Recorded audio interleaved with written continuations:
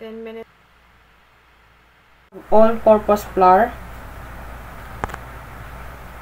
Salt, kaunti lang. Mga 1 teaspoon. 1 and 1/2 cup sugar. Isang kutsarang baking powder.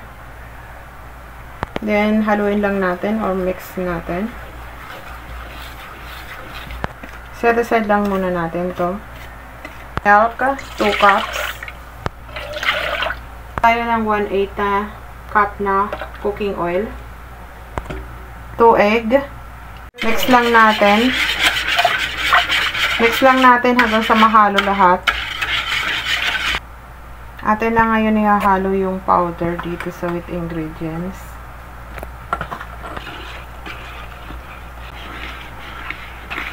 Papansin nyo, may mga buo-buo yan. Walang problema, sasalain natin yan.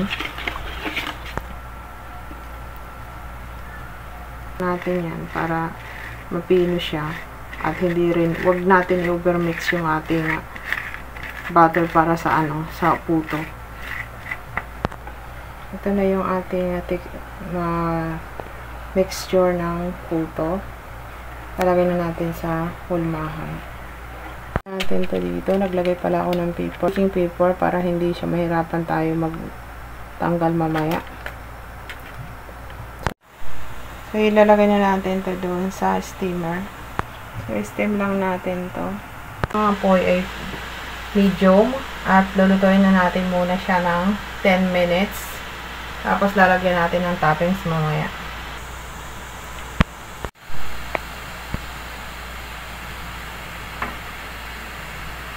Lagyan lang natin yung grated cheese.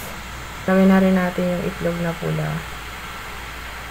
Continuous tayo niluluto. Ito nga pala ay cheesy puto na pula.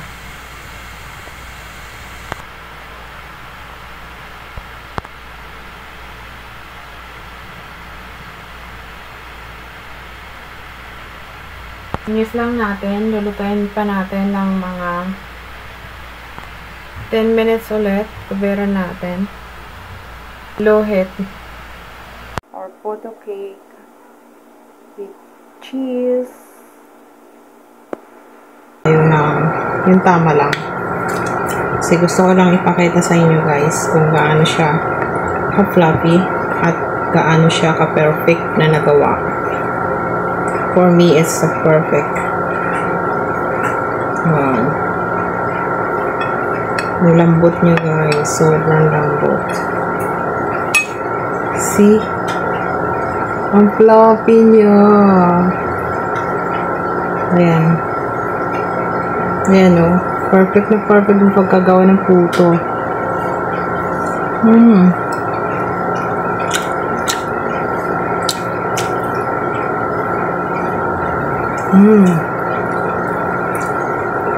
Ang sarap.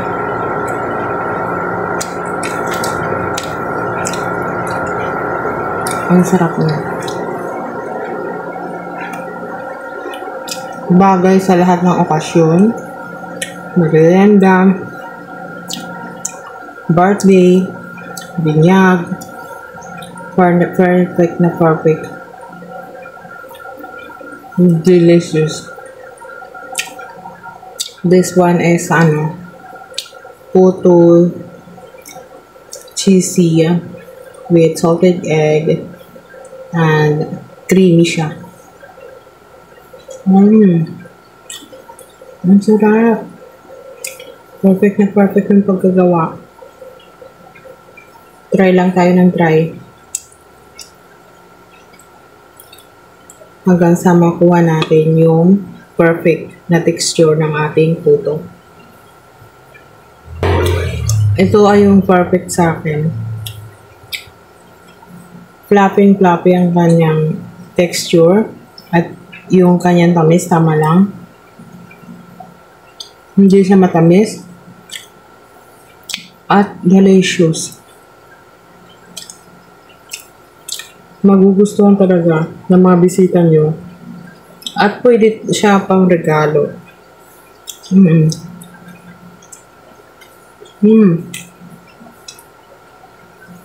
Nagugas naman ako guys ng kamay. Yung isang slice nakakabusog.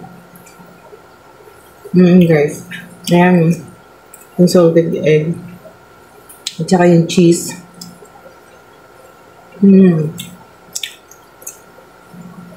Perfect. Delicious.